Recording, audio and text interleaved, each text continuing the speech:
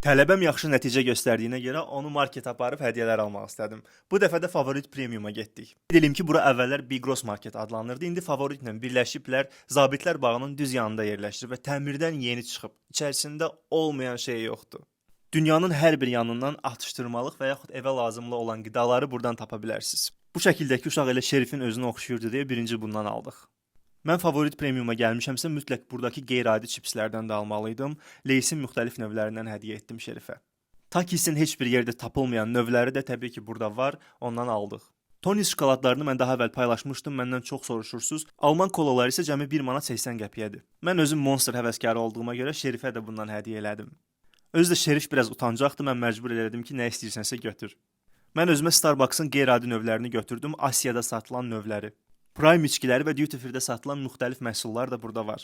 Favorit Premium'u tapmaq çox asandır. Dövlət sirkinin yaxınlığında yerləşir. Zabitlər bağının düz yanıdır. Oradan pişik də tapdıq, qonaq elədik.